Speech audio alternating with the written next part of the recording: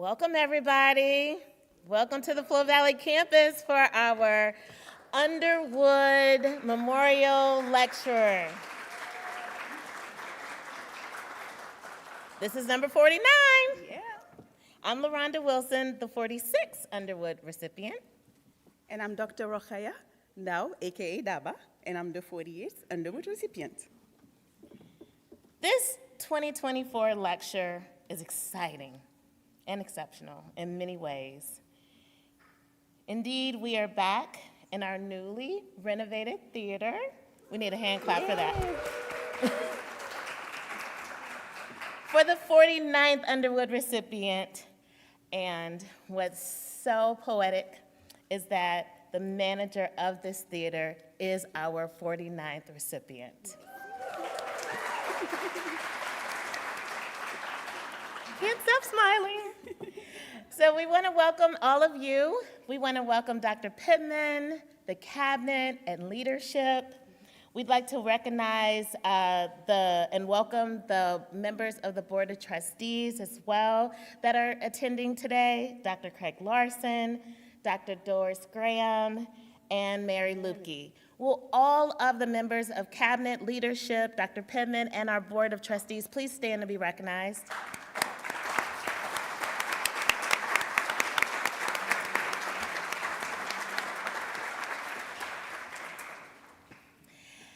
And we, this is really special to this campus. I know that it's so exciting that so many people are here from different campuses. So we really feel honored. The Underwood Lecture Memorial Award is near and dear to the Florissant Valley campus. Can all past Underwood recipients please stand to be recognized?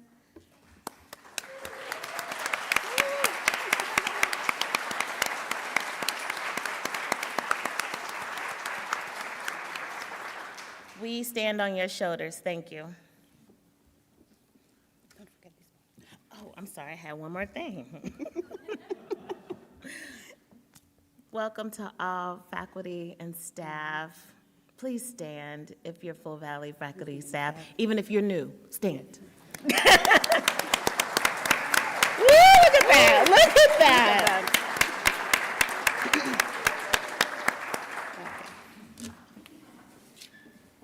The committee would like to thank the special persons who work continuously and tirelessly to make this Underwood institutional celebration a success. Dr. Perkins, our FV campus president, Janice Nesheshu, Dean of Communication, Design, and Creative Arts, and the 42nd Underwood recipient, Karen Wade, administrative assistant to our campus president, Shantana Stewart, campus marketing and communications coordinator, Dr. Paul Higdon, music professor and the 40 years Underwood recipient, Aaron Linder, media specialist, Brian T. Williamson, assistant technical director of this theater, and of course, our forever known as number 49, Marie McCool. Please stand.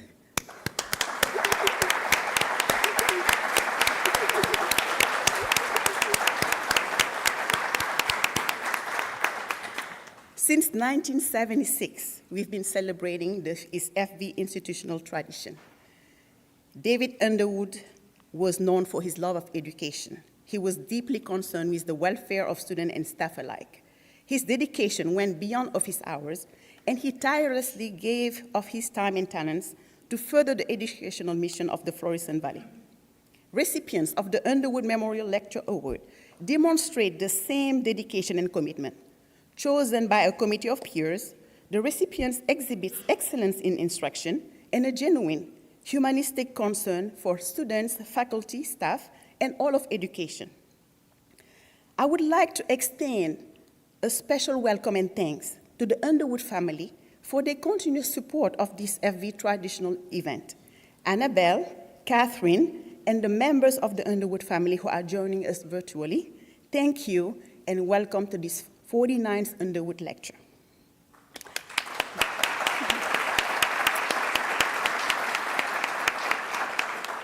Now let's get the program started by first giving a warm welcome to Dr. Paul Higdon, who will, as always, delight us with this piece Intermezzo in a major from 6 pieces, Opera 118, number 2, Johannes Brahms, 1893.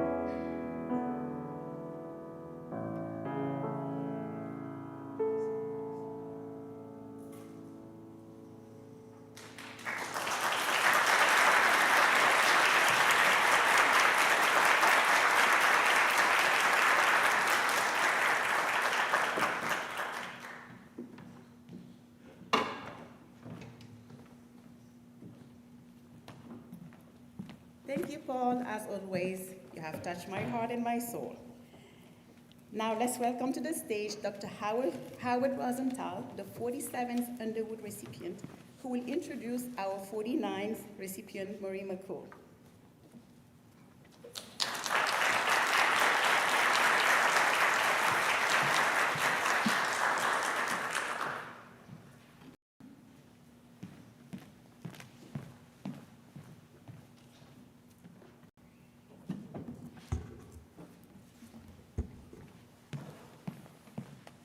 First of all, I'd love to thank my two wonderful colleagues, Daba, who won the Underwood last year, very competent, and political science guru, Lorando Wilson, TV campaign ad star, kind of looks like an angel in the one commercial, you know, with a white dress, kind of floats around the corner. Anyway, Loranda, I just want you to know before I get started that I will hit both sides of the aisle today, even though this is not a political speech, but I will be fair and balanced, okay? Today, we have the distinct pleasure of honoring Marie McCool, the 49th recipient of the David L. Underwood Memorial Lecture Award.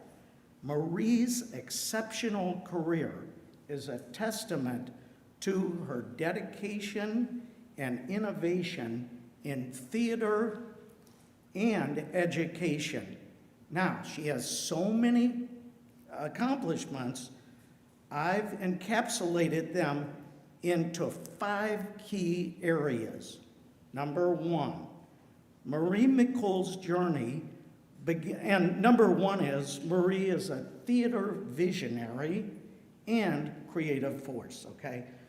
Marie McCool's journey began at Florissant Valley in 1992, and she is a proud 2005 graduate from STLCC's interpreting program.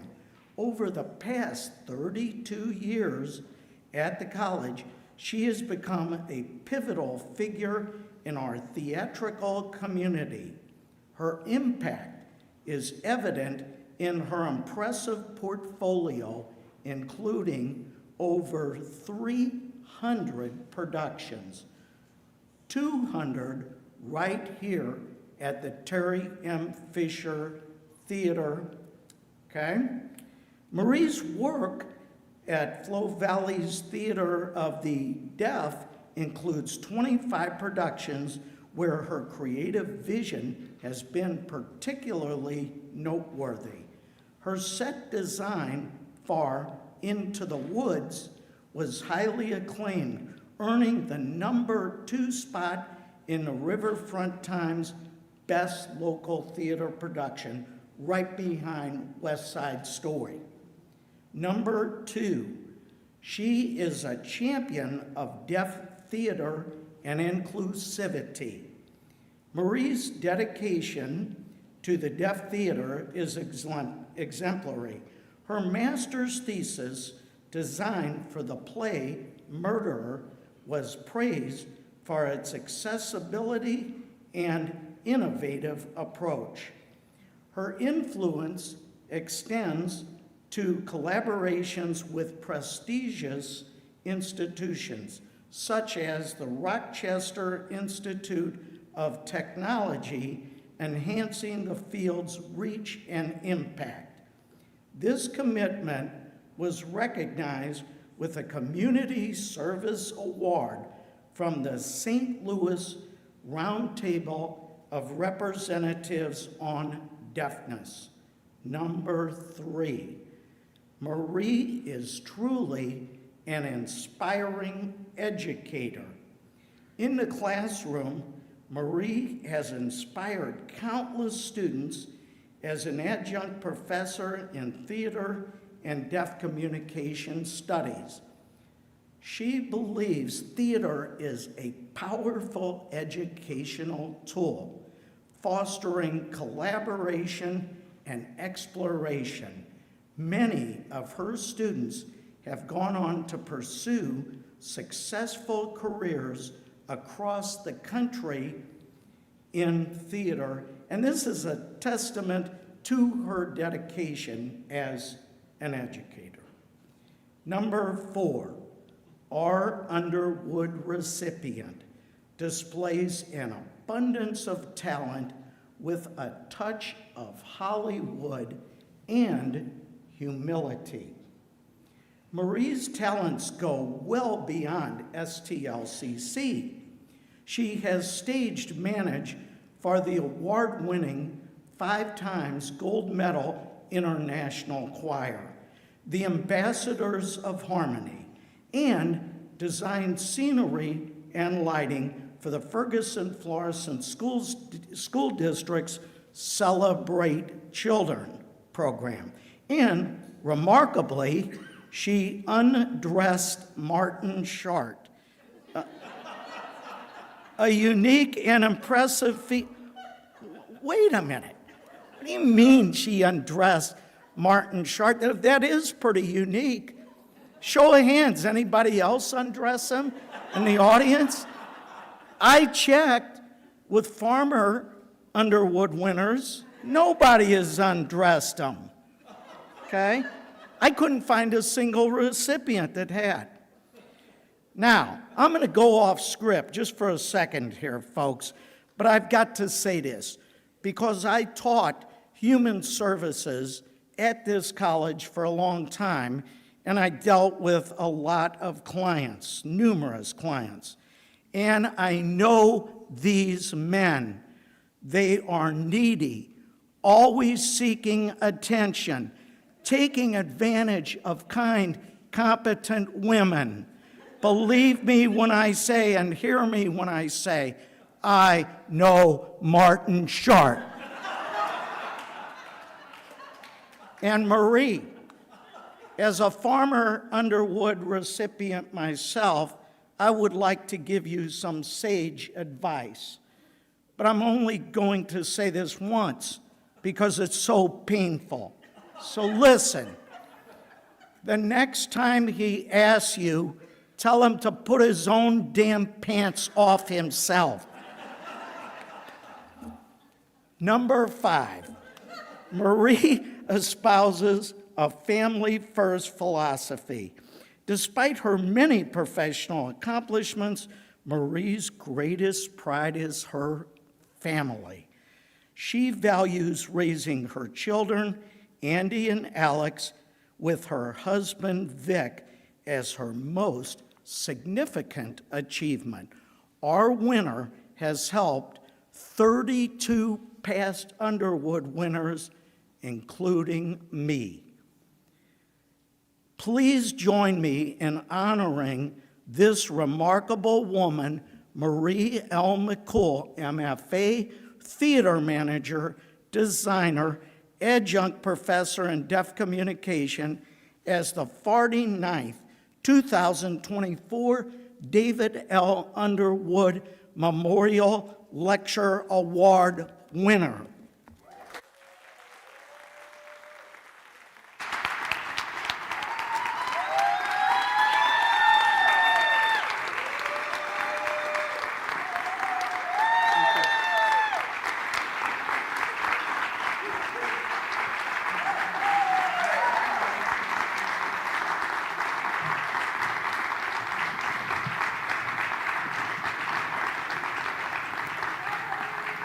Thank you, but make me earn it. I hope you all didn't expect this to be a traditional Underwood when you walked in here today. Warning, light cue 5, sound cue A. 5 and A, go.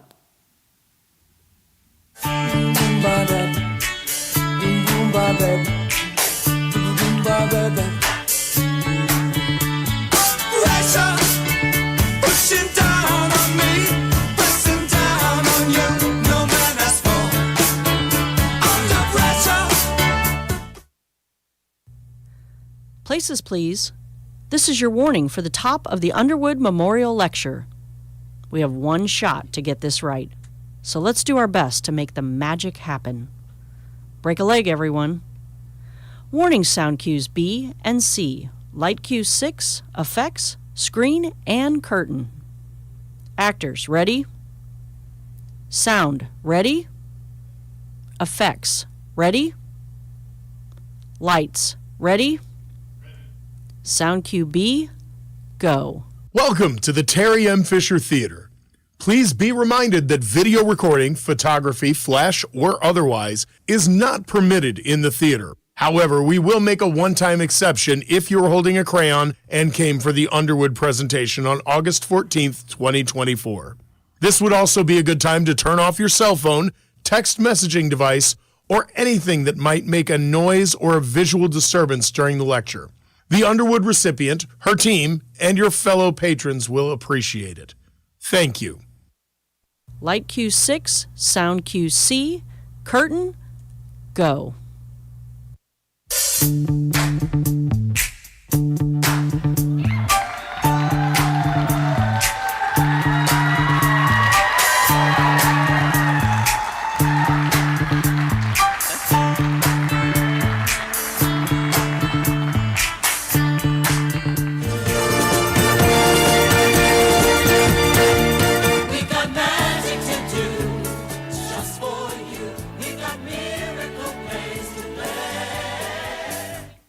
Good morning, STLCC.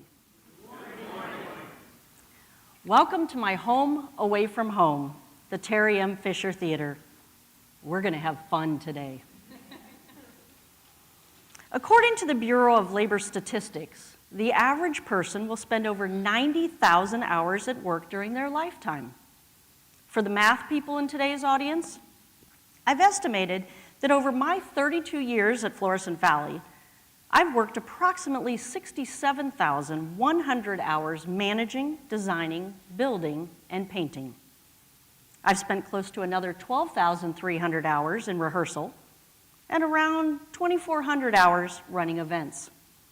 That puts me at approximately 81,800 of my lifetime work hours here in this building. More time than I have spent anywhere else in my life. For the history professors among us, the first identification of theater as a distinctive art form in the city-state of Athens can be dated to 534 BC, when the first prize in a competition for tragedy was awarded. For the business professors, as a profession, theater began in the United States in 1752, with the arrival of Lewis Hallam's English troupe to Williamsburg, Virginia. Nurses, by the way, that's 138 years before the Scott Paper Company privately marketed toilet paper for medicinal purposes. Today, it's estimated that over 96,000 people work professionally in live theater.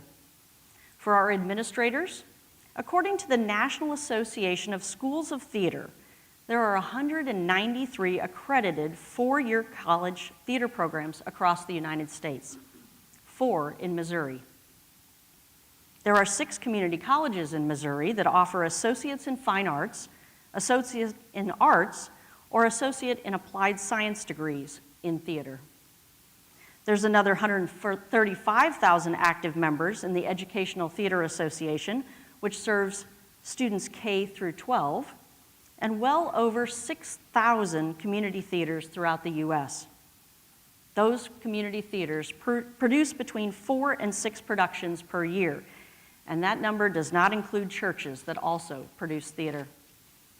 Theater has been, currently is, and always will be a part of our lives. For our trades folks, the Little Theater, which you are sitting in, opened in 1966. Without this orchestra pit. It wasn't completed. A mere 214 years after Lewis's troupe arrived in the U.S.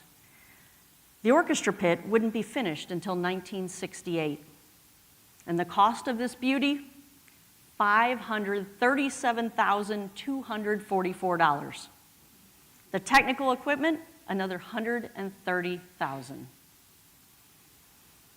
In April of 1982, the building was dedicated and renamed the Terry M. Fischer Theater in honor of Mrs. Fischer, who played an integral part in establishing the community college. So why has the concept of theater carried us through the ages? Well, let me summarize it for the sociologists with us today. Where else can between 2 and 17,500 people sit together, or in our case, up to 322, breathe the same air, share the same sensory input, letting our thoughts and emotions go on an unpredictable roller coaster ride together, listening to stories that illuminate who we are as people, working out our ever-changing definition of humanity? There's nothing like it, period. Live theater is essential to us as human beings. In the theater, we can pull people up out of their seats, shake them up a bit, and plop them back down to reflect life itself. Live performance acts upon its audiences in palpable, tangible ways, building empathy and nurturing compassion. It connects us in a way few other art forms can. If you work in theater, you often spend your days, nights, weekends, and holidays with other artists. You drink a lot of coffee, and you experience many a sleepless night. You scratch your head thinking, what if we tried whatever it is? Because you're constantly trying to figure out how to do something you've never done before. And for some insane reason, we call this fun. The theater and its people are my home. You are seated in what we call the house, and I'm really glad you came to visit.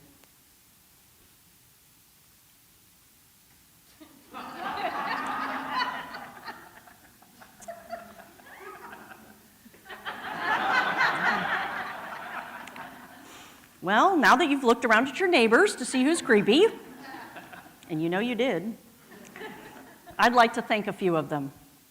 First of all, the Underwood Committee. Please stand when I call your name because I wrote this light cue just for you. Dr. Rokhayanato Daba.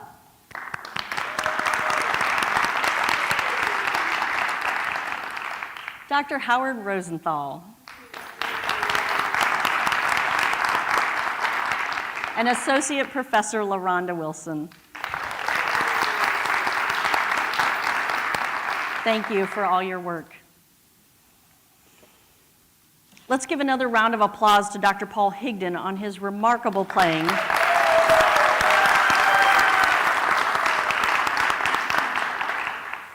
That was my husband's and my favorite Brahms piece. Paul is an incredible genius at the keys. He makes Brahms look so easy to play. But I guarantee you he spent many hours practicing to make his form of magic happen. Thank you, Paul.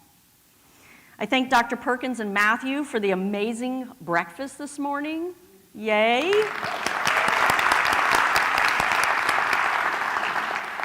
And the Underwood family, of course. Thank you for letting us share in the memory of David and his legacy for the past 49 years. Though I did not meet David personally, I had the pleasure of knowing many people who did. And in viewing many of the past recipients' videos, I learned of his great sense of humor and how he liked to have fun. I do not take for granted that this prestigious award did not come about without the loss of a great man. I sincerely hope, as we transform the college, some traditions, such as this award, will continue to be held in high regard. As I listened to the original audio of the dedication and naming of the Underwood Library, I dreamed of the year 2075, when the 100th awardee would stand in front of their audience and honor him. Do you realize you could be teaching the parent of that child in your class this fall?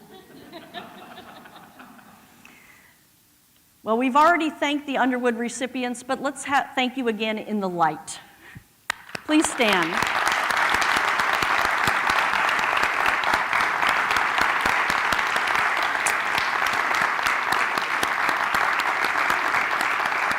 Thank you very much. I'd also like to thank my parents, even though both of them have passed away, because they gave me the love for theater. and the college education they never had. I'd like to thank my brother Mike, who's an IT guy, but the most creative IT guy I have ever met. On the surface, we could not be more opposite. But deep down, we're more alike than we care to admit. My remarkable husband, Vic, who encouraged me to live out my "what do you want to be when you grow up" dreams. And my amazing children, Andy and Alex, who were never quite sure how to define what their mother did for a living, but always smelled like theater. I wonder if Yankee Candle could market that for them after I retire. My best friend, Jennifer Bax, when the important moments in life happen, she's always there. My partner here at STLCC, Bryant Williamson, you know him as T.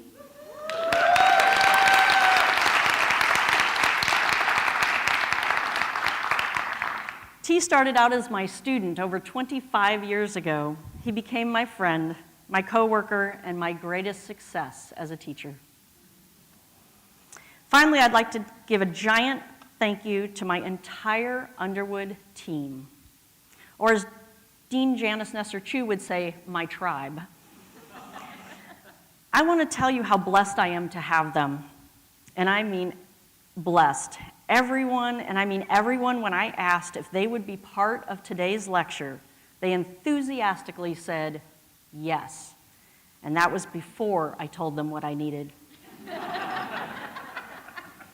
Some have been working on this as long as I have, a few others a few weeks, and one person less than 24 hours. You see, 48 hours ago, my light board operator got sick. Paul Huddleston of our radio station, KCFV, has never touched a light board, but without hesitation said, "I'd be happy to help." With less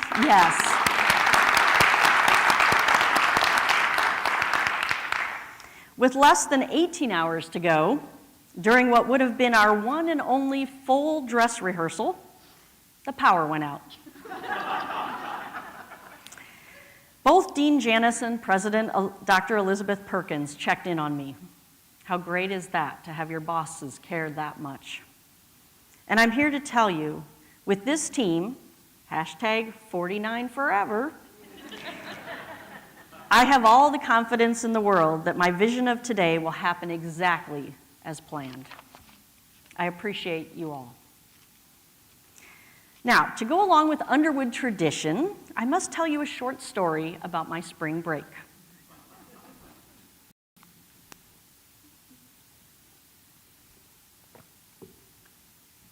This is where my mind was. This was my reality. But let me back up a few days earlier when I received this email from Daba.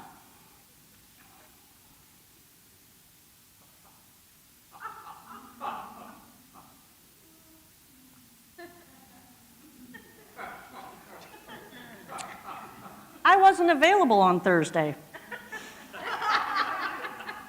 So we agreed to meet Monday, March 10th, spring break, 10 a.m.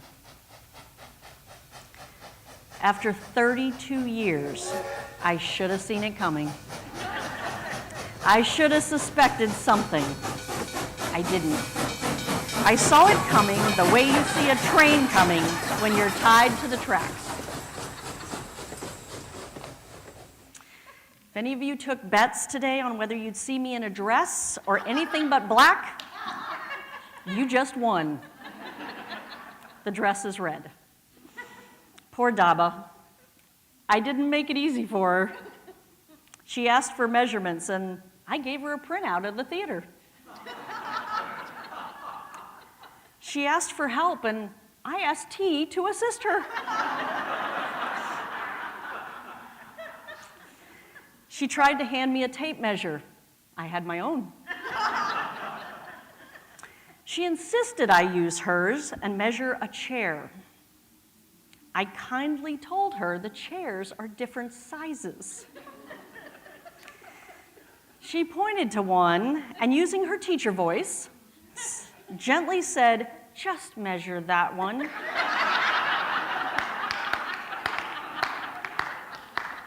and used this, handing me her tape measure. As I started to measure, this is what I saw. It says, "Congratulations, you're the 49th David L. Underwood Memorial Lecture Award recipient." I handed it back to her, saying, "Sorry, no, this is yours." Completely forgetting she was number 48. She laughed and simply said, "Oh, yes." My mouth dropped open, and my father would have been proud because I emphatically quoted Shakespeare. No. She smiled again and nodded, "Yes." We went back and forth a few more times until she excused herself, saying she needed to get something out of her car, and left me alone with my jaw on the floor. She returned with this.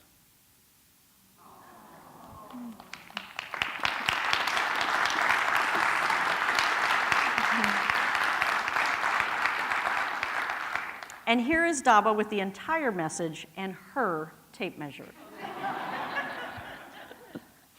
And to help me keep it a secret for the next 6 weeks till the big reveal, in case anyone asked how I was doing, my daughter bought me this shirt.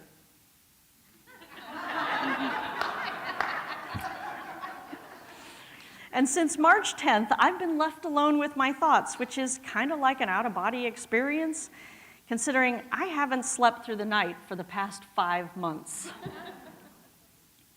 Well, what does one talk about when they have the coolest job in the world, but what they do is not seen by others? And if it's done correctly, you never will. After the big reveal and many congratulations, all I heard was statements like, "I can't wait to see what you're gonna do. Because you work in the theater." Oh, it's true, the magic behind the curtain is pretty amazing. But if you know how we do it, it's not magic anymore. Today I will give you a tiny glimpse into my world, a world that touches every other discipline. It's in a constant state of teaching and learning, and its success cannot be accomplished without collaboration. Let me start with a few examples of some great teachers whose lives intersected with the theater. We already know David Underwood connected with his students so much so that we're still honoring him today, and many of us never even met him. But his legacy lives on here in this theater with the yearly lecture. In the movie Dead Poets Society, Robin Williams plays English teacher John Keating at an all-boys preparatory school that is known for its ancient traditions and high standards. He uses unorthodox methods to reach out to his students, often quoting great literary works. He encourages them to pursue their dreams, even if it means participating in the theater. His motto, "Seize the day." In Mr. Holland's opus, Glenn Holland, played by Richard Dreyfuss, wants to be a great composer. He goes into teaching believing the profession would give him plenty of free time to write his music. As the decades pass, he becomes more and more entwined in the lives of his students. Sound familiar? And his so-called free time becomes less and less. We watch Mr. Holland grow in his love for education, adapt to his students' changing worlds, and become a fierce fighter for retaining arts in the education. When near retirement, he's told his music program has been cut, and he's devastated. On his last day, he's brought to the theater, where many of his former students enthusiastically return the love for music that he taught them by performing the symphony that took his entire career to compose.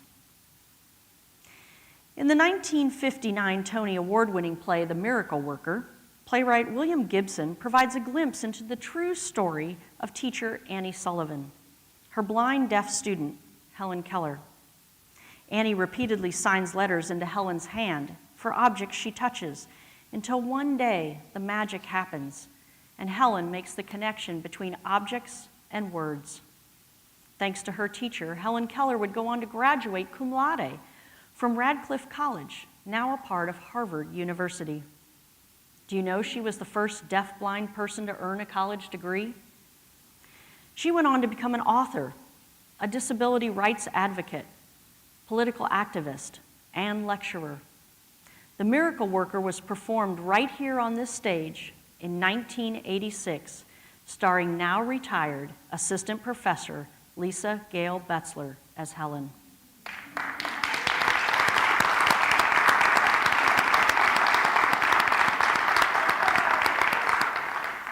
Lisa would later teach hundreds of future interpreters, including myself, in the Deaf Communication Studies program for STLCC. She was the first deaf director of the Florissant Valley Theater of the Deaf, celebrating its 15th anniversary. Our lives would intersect multiple times over the years, but I'm most thankful for her willingness to collaborate and direct the 1996 Theater of the Deaf production of Murderer by Anthony Schaefer as my master's thesis production. For many years, Lisa would tease me, saying she liked me better when all I could sign was yes and okay. And my final example is Randy Pasch, the Carnegie Mellon Professor of Computer Science, Human-Computer Interaction and Design, who is known for his last lecture. It's very similar to our Underwood, and his book by the same title, but with additional content. Randy inspired his students to think beyond what was in front of them. He believed one should always strive to fulfill their childhood dreams, and through collaboration, that was possible. One of his dreams was to create magic as a Disney Imagineer. Think of that, a computer guy who wanted to work at the most magical place on earth. Pretty impressive. These examples, both real and fictitious, provide us with a small sample of how theater plays an important part in education. Each of these teachers took their students' dreams, steered them into realities, and taught life's lessons along the way. On your way in today, you were given a crayon. Some of you grabbed it not thinking anything about it. Others, I'm sure, were thinking, is this the giveaway?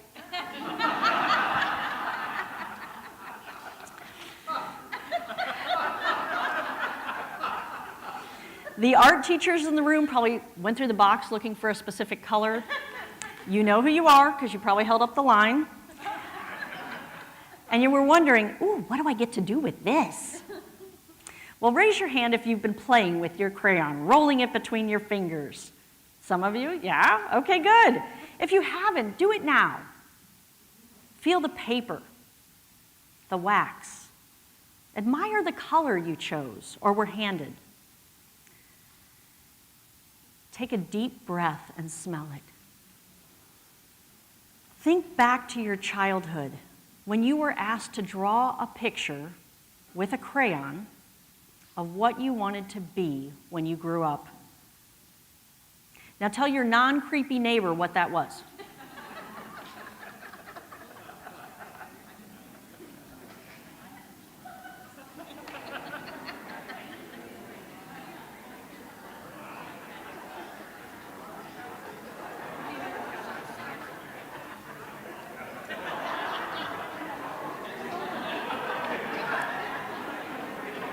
All right, good job.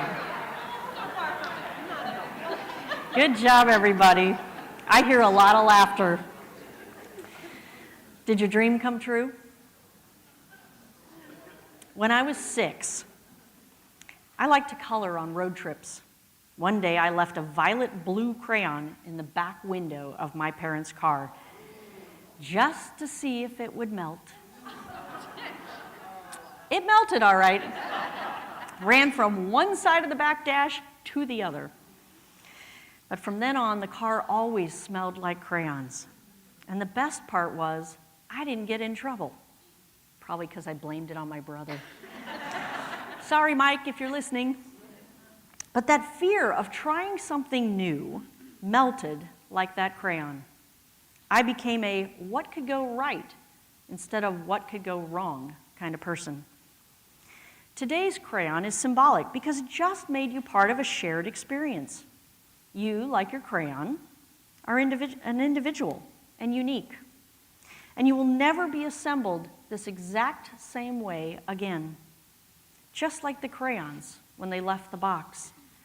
Each of you will leave with your own crayon, but will collectively share in the memory of this lecture together, just like when you see a theatrical performance, hopefully changed a bit for the better. Tactile learning strategies, also known as kinesthetic learning, such as coloring with a crayon, are not just used to keep students busy. They're about engaging their minds through stimulation of their senses.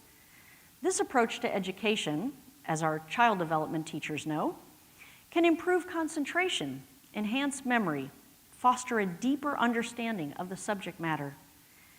In the theater, we do this all the time. We learn this way. Actors touch furniture, props, costumes. Technicians hang lights, push buttons, listen to sounds, hold paintbrushes, and sew costumes. If you were ever involved in any part of theater, I bet you remember it. When my father went to his 50th high school reunion, a woman approached him, and all she said was, "You were my Prince Charming," and he knew immediately who she was. 50 years later. I don't know about your memory, but I find magic in that. We take students who have never touched a power tool or spoke in front of anyone and turn them into confident individuals with soft skills and leadership qualities. There's magic in that too. Now, before we go backstage, I have a little surprise. Will my assistant, Jolene, Jolene, Jolene, Jolene. Thank you, Jolene. All right, who is holding a blue-violet crayon? You might need to borrow the glasses of the person next to you. Okay, raise your hand. Okay, we got Dr. Fickus back there. There should be two of you.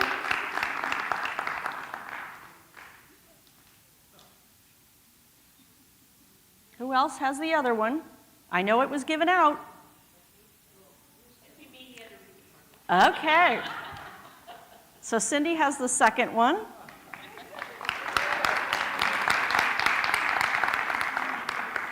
I had to pick blue-violet instead of violet-blue because violet-blue retired in 1990. Who knew crayons got to retire? Congratulations, you have just won the first repurposed copies of the last lecture. I'm giving you Randy's book because I haven't written one yet. There's no business like show business, and no people like show people. Let me break it down to you, Flo Valley style.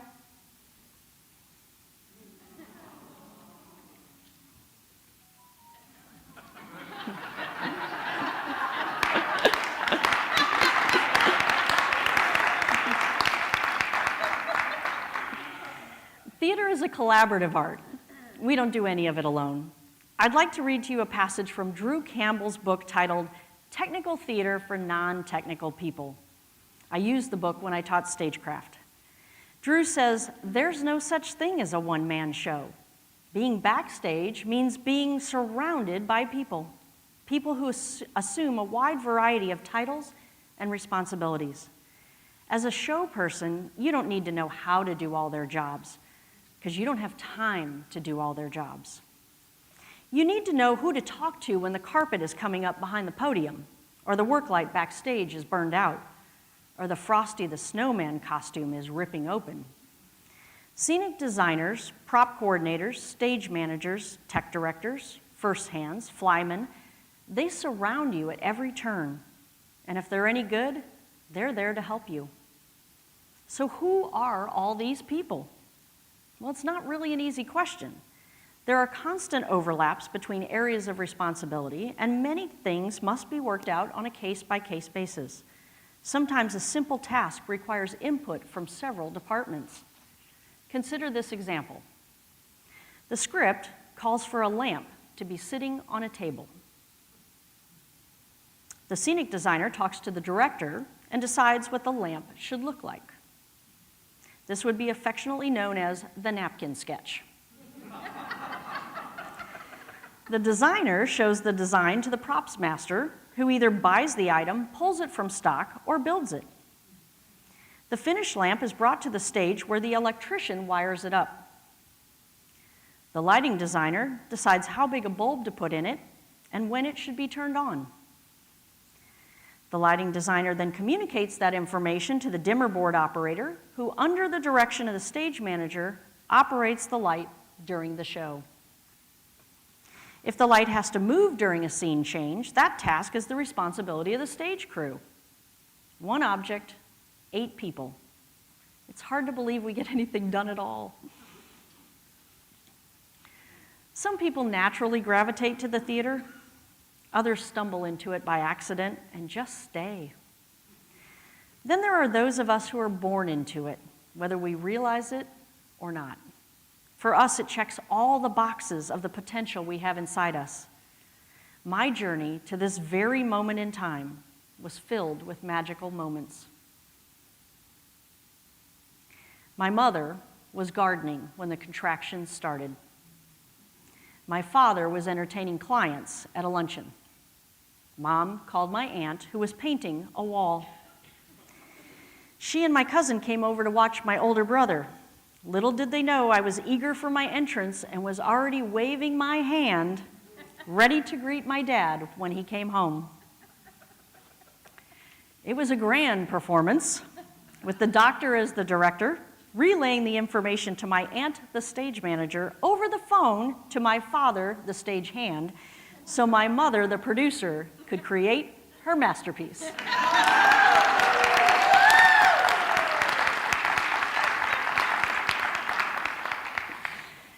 My father's favorite musical was South Pacific, based on the book Tales of the South Pacific by James A. Michener. In it, Lieutenant Cable arrives from a little island south of Marie Louise. My father loved the name, and he gave it to me. For our geography professors, let me clarify, there is a real island called Marie Louise. It's shown here, but it's not located in the South Pacific. It's in the Seychelles, the western part of the Indian Ocean. I didn't take to performing right away. This is me pulling my mask off at my first Halloween. And my skills as a costumer would need work. I'd have to wait another 25 years before Mary Lubke would tell me, "You can tell a lot about a person by their shoes." Learn and live, right, Mayor? But I eventually found my light and realized that staging was important. Acting, my road to teaching, learning to sign, and my first collaboration began in elementary school when Mrs. June Gregory, my first grade teacher, asked me to narrate Chicken Soup with Rice for the kindergarten class. This is my first grade class. Looking at us, we were like a mini United Nations. There are over 6 nationalities represented in this photo. Mrs. Gregory provided an early demonstration in how to bring people together from different backgrounds with music and theater. In second grade, also with Mrs. Gregory, I performed again. The photo is only labeled Marie in a play, second grade. Yeah, I laughed too. I must have been a patriotic box. No doubt a supporting role. Good thing I didn't go into costuming. And my hair hasn't changed much, but I digress. At this same age, I met my first deaf person. His name was Frankie, and he played soccer with my brother. I was fascinated that when the whistle blew, Frankie didn't stop like the other kids. He kept right on playing. That is until everyone learned the sign for stop. My brother was a Cub Scout, so he was taught the ASL alphabet from the back of the Cub Scout handbook. He taught it to me. I taught a few of my classmates, which meant I missed several recesses for talking behind the teacher's back. While in middle school, my brother and I collaborated by writing scripts to game shows. Our parents would even dress up to be contestants. Here I am as the MC with my grandmother in Let's Make a Deal. We would make deals and give away fun prizes. I laugh every time I see these photos. I mean, look at those costumes. My mother's in the middle photo wearing a shower cap and fur stole while holding the poor dog with a crown. On the right is my father in the green dress, wig, scarf, and hat. Did I mention my parents loved the theater? They were great sports and very supportive. Also, while in junior high, I joined the sign language club. Now, who would have thought that'd be important later in life? I kept in touch with Mrs. Gregory through phone calls and Facebook, and over the years, I was able to thank her many times over for passing her love of teaching, music, and theater onto me at a very early age. She passed away at 100 years young while I was writing this speech. Yeah. Many of those children that you saw in the newspaper clipping, they posted condolences on her daughter's Facebook page. Several of us are still connected today, even though we are now spread across the world. June Gregory, like David Underwood, is still impacting the lives of those she touched 50 years later. Will you be able to say that? Jolene, Jolene, Jolene, Jolene. In honor of this great teacher, Jolene, would you please give a book to the person sitting in seat J1 for June Gregory, or the next closest person?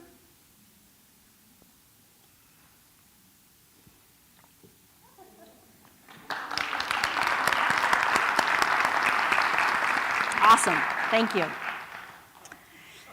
Next came high school. And if you grew up in St. Louis, the next question is, say it with me, where? I am a proud Hazelwood Central Hawk. This is where I could finally be involved in real theater. I auditioned my freshman year for Mr. Stephen Rasher. I didn't get cast. And you'll never guess what crew he put me on.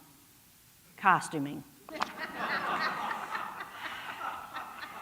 To keep performing, I joined the chemistry club under the direction of Linda Carolina, a science teacher, and became Susie Science of Susie Science and the Whiz Kids. The Whiz Kids and I performed chemistry tricks at elementary schools, at the malls, and for the Boy Scouts.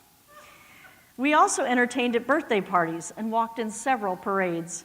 Mrs. Carolina interviewed me many years later when she wrote her doctoral dissertation titled Enhancing Science Education Through Extracurricular Activities, a retrospective study of Susie Science and the Whiz Kids.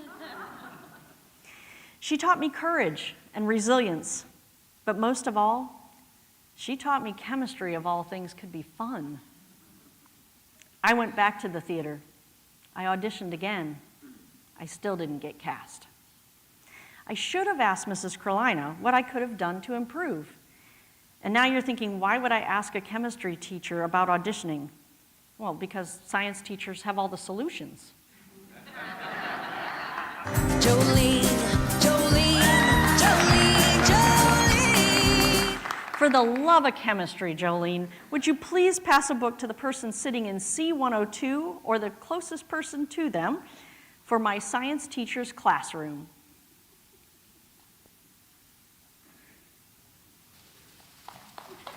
Yay! Thank you, Jolene. Not getting cast a second time felt like I hit a brick wall. I mean, after all, I had all this experience, right? I love this Randy Pausch quote. I wish I had learned it in my teens. My second year at Hazelwood Central, we had a new theater teacher. His name, Rich Pazarkowitz, who, by the way, performed on Florissant Valley's own stage in 1974 in the production of Zorba. Just like the teachers I mentioned earlier, he was dynamic, unconventional, funny, and most of all, he was a creative collaborator. We didn't call him Mr. Pazarkowitz. No. He was Zark from day one. Not only was he the coolest teacher, but he spent his summers on stage at the Muni. Zark knew how to maximize people's potential, and he guided me into stage management. Then he taught me to express my creativity through painting and design. What I loved most about him was that he stressed to all his students, theater could not happen unless the actors and technicians worked together and respected each other. When we did Camelot, my senior year, he brought in several of the school's largest football players to be the knights. That took serious collaboration with the football coach. And believe it or not, when he directed Camelot, I was in the cast. Zark, a former Florissant Valley student and one of my most influential teachers, has now spent 38 years on that Muni stage and been in over 80 of their productions. Yeah, Flo Valley. At this same time in my life, I discovered a program on public television teaching sign language using simple songs, and I was fascinated with John Denver's Sunshine on My Shoulder. For Christmas that year, I received my first sign language book. Now, I graduated high school in the top 9% of my class with a background in theater, a desire to teach, but as a first-generation college student, no direction. The only advice I received from my parents was, do something you can make money at, which also meant don't go into theater. Because of Mrs. Gregory, I thought it would be fun to teach kindergarten. And because of Zark, I could design cute bulletin boards. Well, first semester at college, and after a big project that cost me a lot of time, effort, and money, which I did not have, my introduction to elementary education teacher wrote at the bottom of my grade sheet, not creative enough. Slam, right into another brick wall. Well, they told that to Walt Disney too, and he turned out okay. I went home for Christmas break, and I paid a visit to Zark. His advice, and I quote, "Theater is in your blood. Give into it." I went back to college. I immediately changed my major to secondary education, speech and theater. In my sophomore year of college, my government teacher put a different kind of note at the bottom of my paper.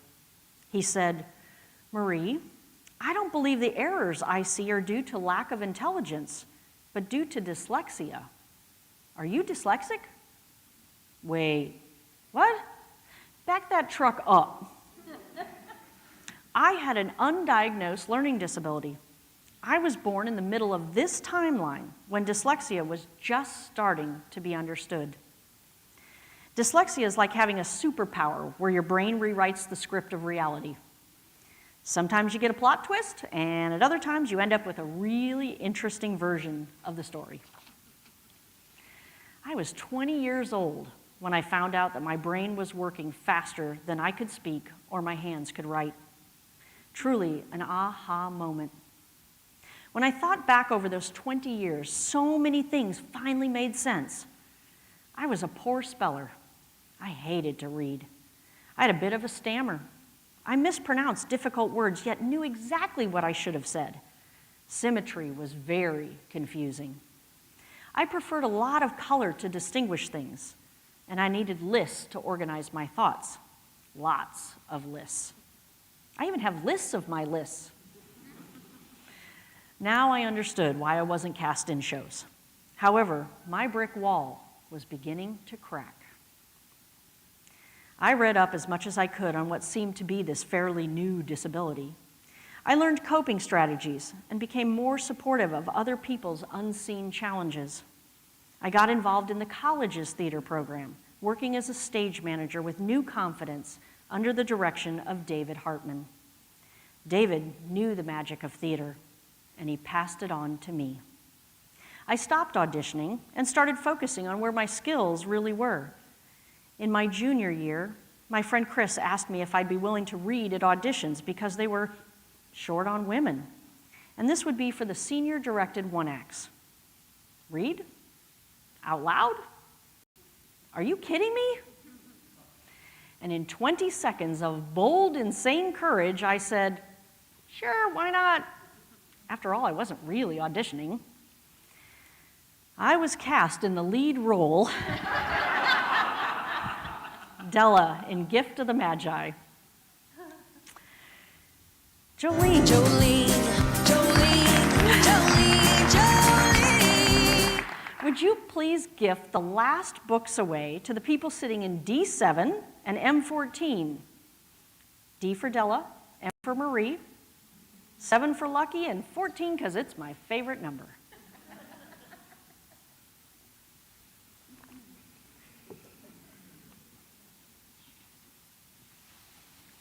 Yay!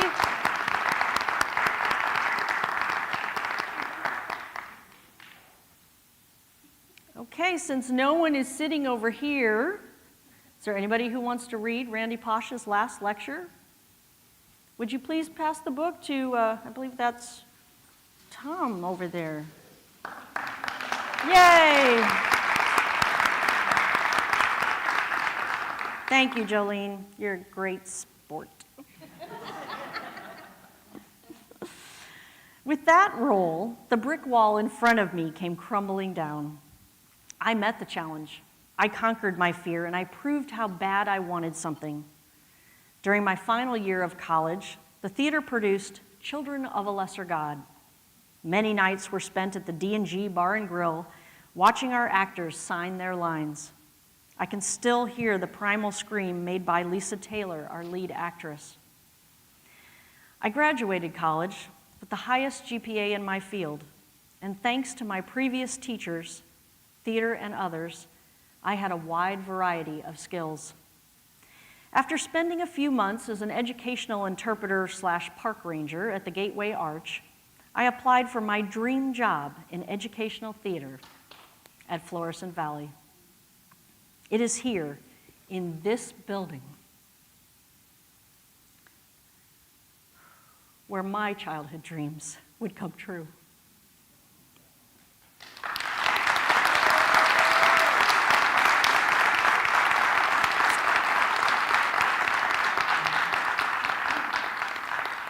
And now I get to pass the magic on. The parts of my life story you've just heard are not unlike many of our students today. First generation to attend college, intelligent but lacking direction, full of hope for a degree where they can do something they can make money at. The picture they drew in kindergarten with their crayons hasn't become reality yet. They may have brick walls in front of them.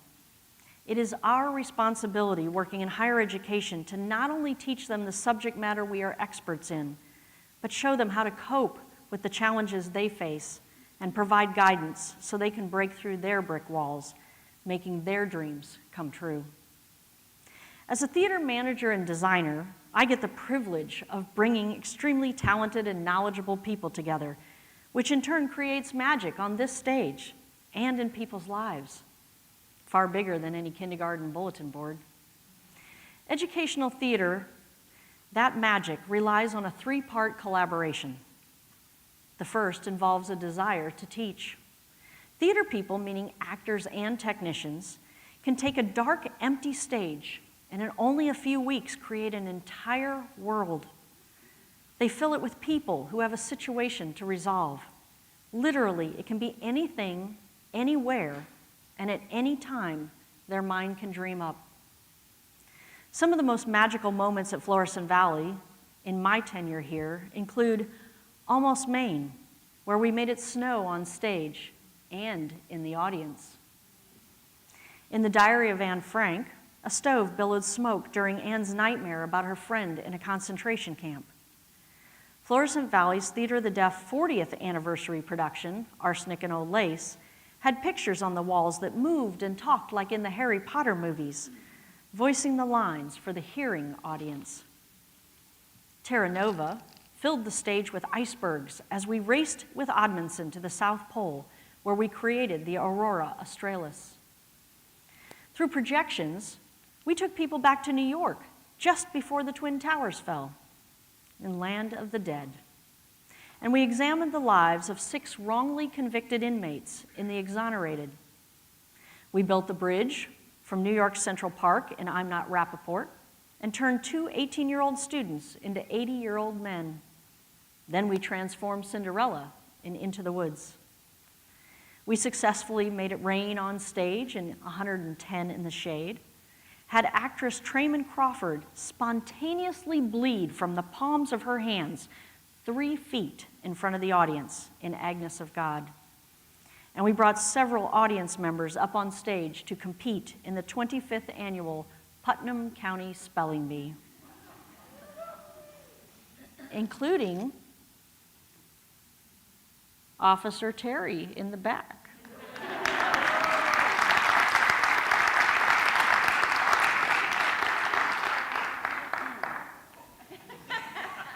I believe she had to spell cow.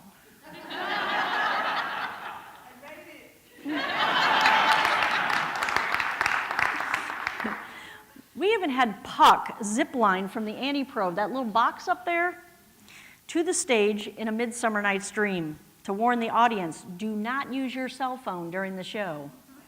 Side note for Brad and risk management, if you're here, we rehearsed it many times, used lots of safety precautions, nobody got hurt. Even to theater people who put in countless hours researching and rehearsing whatever it is, and no matter how many times we do it, when the audience reacts, we get to experience the magic with them all over again. The second part of the collaboration is a desire to learn. In our case, this involves the students and our community. It is through our students' eyes that we get to visit the magic all over again. When they successfully connect the knowledge from the classroom to practice, their eyes light up and their creative juices start to flow. As they learn, they develop communication skills, respect, trust, and creativity. Between them, they build diversity, understanding, and develop social skills. All of this enhances friendships, promotes teamwork, and instills confidence, which in turn engages future learning and problem-solving skills. One of my favorite moments is sitting in the auditorium chairs where you are right now, just before a show opens. I sit with them and we stare at the stage, and I have them take a long, hard look at what they created, what the result is of their past few weeks with us. Each screw connecting one piece of wood to another, fabric sewn into custom-fitted costumes, a light focused exactly where it needs to be, a sound cue on time and from where you want it to come from, teaching them to take pride in their work, telling them how the skills that they learn in the theater will transfer to any degree they choose. Let's not forget that there's magic for those that act on stage too. When the lines are memorized and the character comes to life, they get to be somebody completely different than who they are. A ghost, a convict, a nun, a pilot, or a pirate. After all, who doesn't want to be a pirate? Arrgh.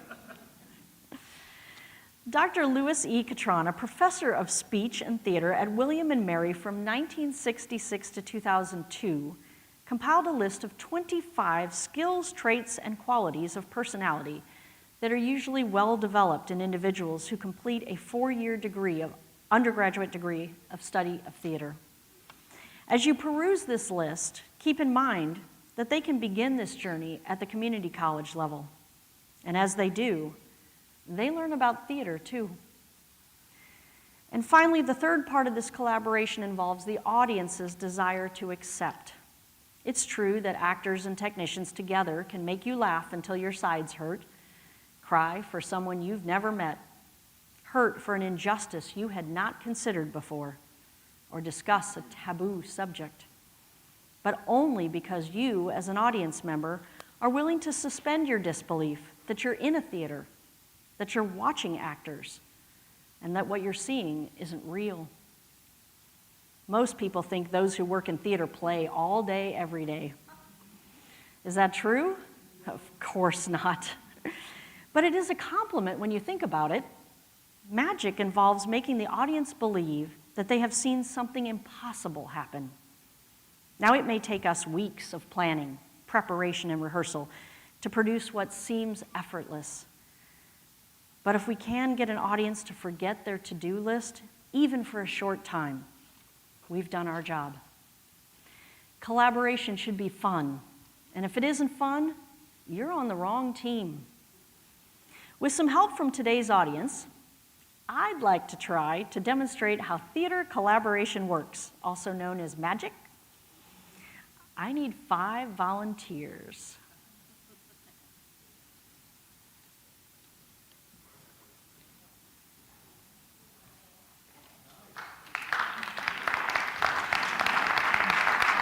Dan? Okay, 1, 2, 3, 4. I need 1 more. Fantastic. So, Dustin, dear. Oh, Dustin, will you please take these volunteers backstage and direct them in our little play?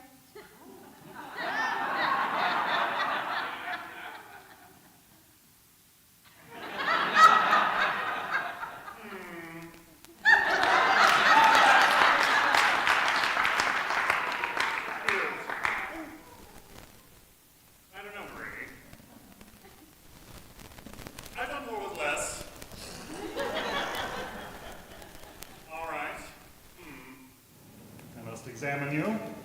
This is all part of the creative process, being judged physically. Excellent. All right, Mr. Tie Man. You're actor 1. Please, see my assistants off stage. You. I like your look. It's a whole vibe, a thing. You got chops, I can tell. Actor 2, please, go. All right. Oh, we're smiling already. Filling the stage with joy. Yes, you'll do fine as actor 3, please. Off stage. Yes, I think we'll just go in order here. 4 and 5, please. Off stage. This will be glorious.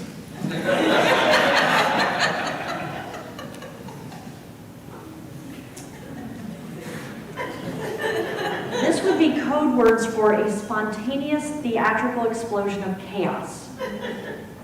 While Dustin preps our actors, let me briefly explain the collaborative process of how a show comes together.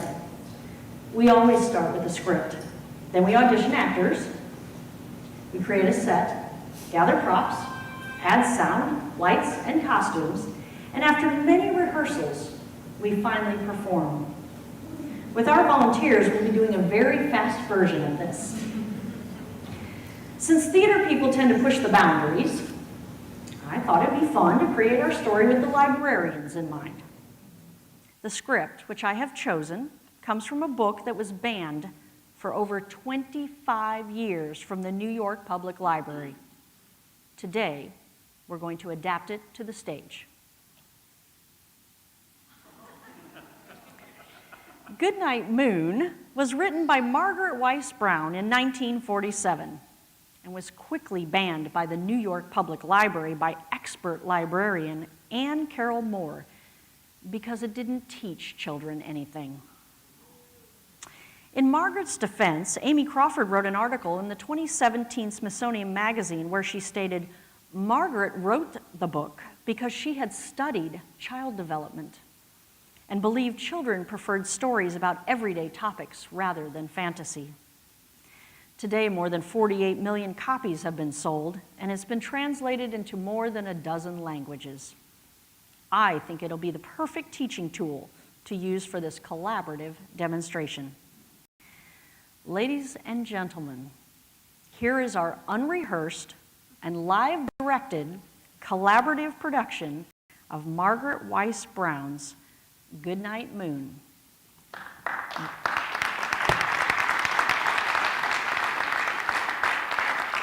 What could possibly go right?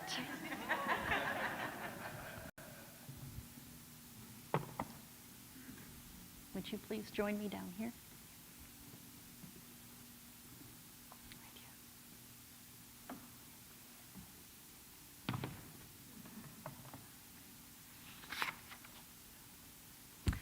Paul, would you please put us in light Q 22?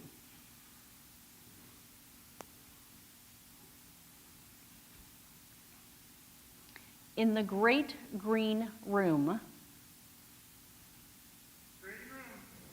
No, big green room. It's sorry, but it's very simple. It's a green room.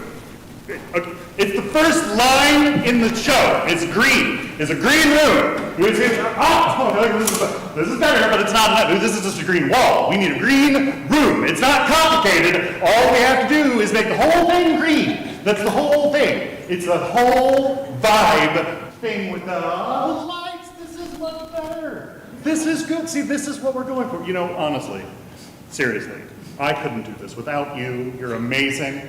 You're incredible. You're the best artist, really. The collaboration is amazing. I appreciate you so much and everything you do. Green working, great. I like that. Thank you. We can continue. There was a telephone. Oh, yes, telephone. Yep, design, we need to do a little telephone. We need some sort of props. Yes.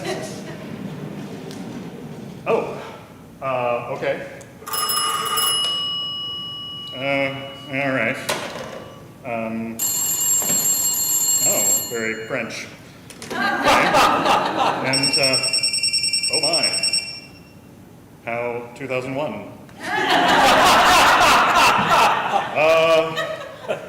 All right, we're going to go with this phone, but the 2001 ring. Okay. Just keep going. And a red balloon. Oh, yeah. Lovely. So easy, just follow the script. Okay. And a picture of the cow jumping over the moon. Right. Cow. I need a cow. Come on.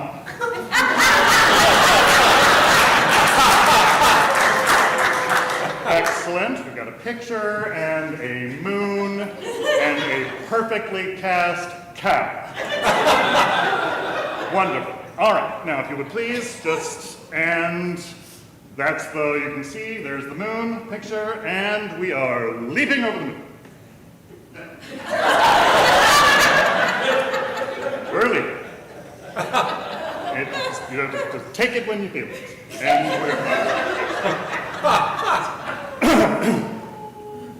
you told me you had theatrical leaping on your resume. Are you telling me that you cannot theatrically leap? All right, we're talking. Fine. Lower the moon. This is fine. Live changes are fine. It's a live event. Excellent. Yeah, we'll bring that lower. We'll bring it down to his level, I suppose. Okay. There we go. The moon is now significantly lower, and we are leaping. Seriously? Just put the moon on the floor. Just put it down. Okay, can we leap over that?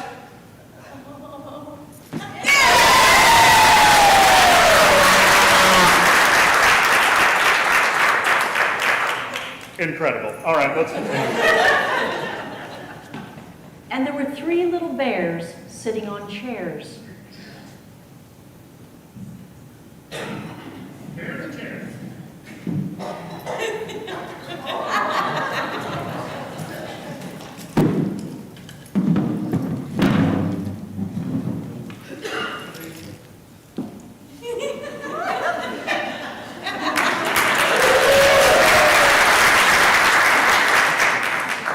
And 2 little kittens.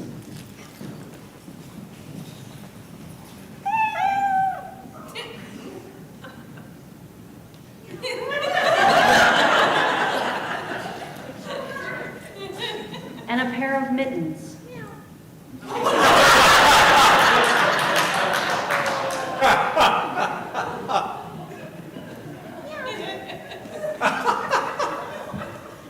And a little toy house.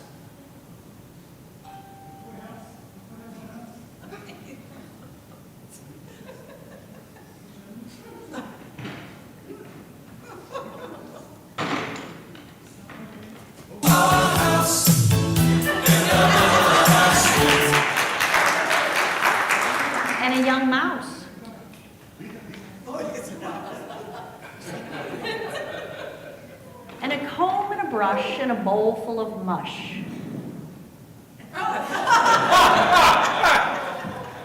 And a quiet old lady who was whispering, hush.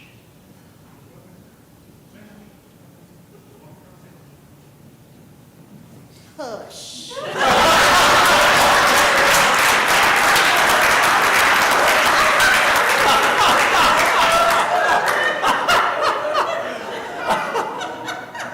Good night, room. Good night, moon. Good night to the cow jumping over the moon.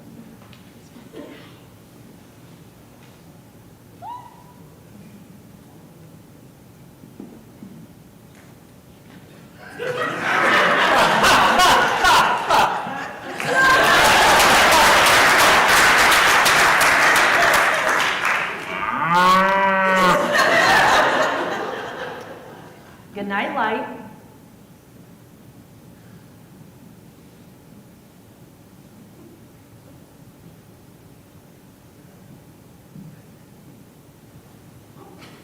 And the red balloon.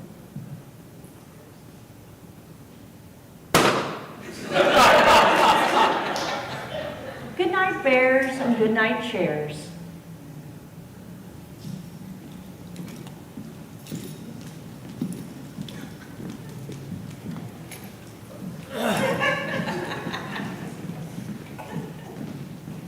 Good night, kittens, and good night, mittens.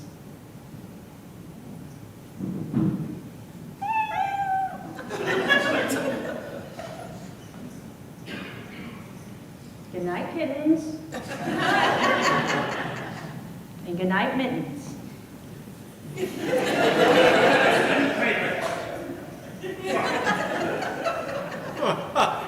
Good night, clocks. What do you mean we don't have any clocks? Give it to me, you can take it off the wall. It's fine. I got it. It's not a problem. We're ad libbing.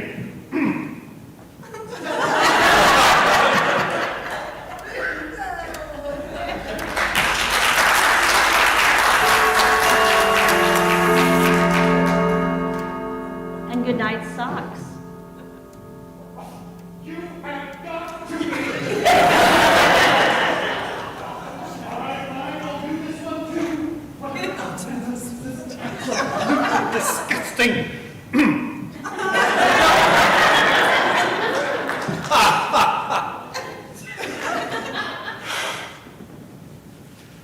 Where? Good night, little house. Oh, yeah, we can get rid of the thing. Just take that away. Okay. We're so close. We're in Act 3. Let's keep going. Good night, mouse. Mouse. Yes, mouse. Mouse. Okay, yeah, and then you just scurry away. Scurry. And good night, comb. Good night, brush. Yes, and that, like magic, disappears. Good night, nobody. Good night, mush. And good night to the old lady, whispering, hush. Where's my lady? My lady? My lady. Hush.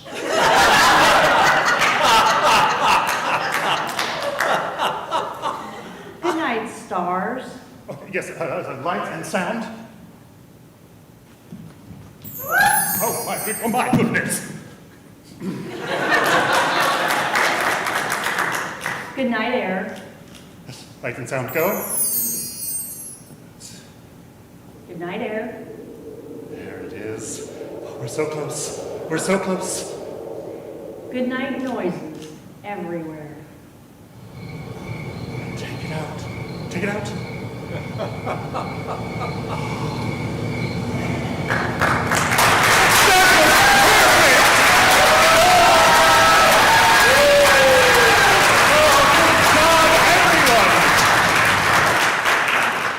Lights up, please! Oh, my cast, my crew, please! Come back!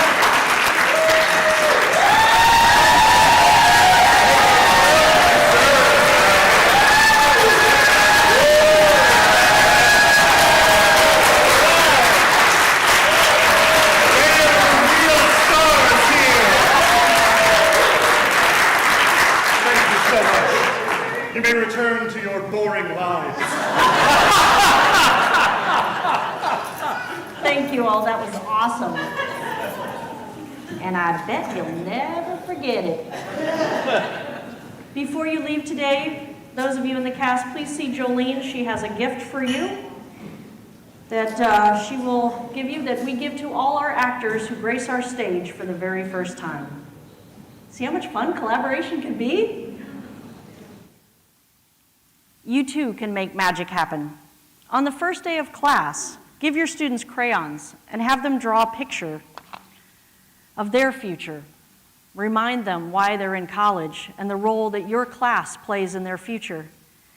Psychology teachers know that images can influence our future thoughts, emotions, and behaviors. If you aren't in a classroom, you can still brainstorm with people in your department. Maybe plan a lunch.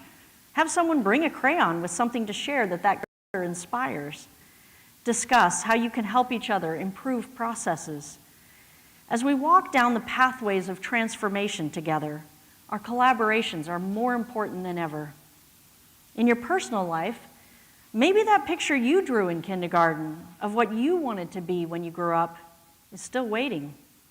It's never too late, and I know a great place where you can take some classes.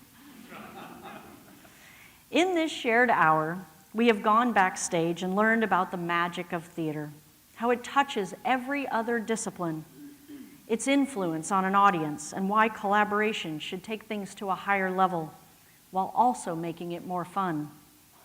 So I ask you, are you doing everything you wanted to do when you grew up? Here's my list. In preschool, I wanted to be a balloon giver. In elementary school, I wanted to be a teacher. In middle school, I wanted to learn ASL and work with deaf people. In high school, I wanted to work in a theater. In graduate school, I wanted to design cool stuff. And thanks to STLCC, I am a teacher. I learned ASL, and my life has been enriched by many brilliant and skilled deaf people. I work in an amazing theater, and I design some pretty cool stuff. Today's Underwood Memorial Lecture has been presented graciously by 25 incredible collaborators. They include professors of all levels, staff people in different departments, part-time employees, retirees, friends, family, and students. I may be the one standing in front of you, but just like in the world of theater, they're working very hard, many of them sight unseen, collaborating in unique ways to make today possible. I could have followed my first instinct when Daba told me I was number 49. I could have thrown in the towel when I heard that oncoming train. But instead, with this group of amazing people, we have succeeded in showing you the magic behind the curtain. I hope today's lecture will inspire you to make some magic of your own. Which brings me to the finale. If Donna, Jen, Lisa, and Paul will join me here on stage, we have one last piece of magic to share with you.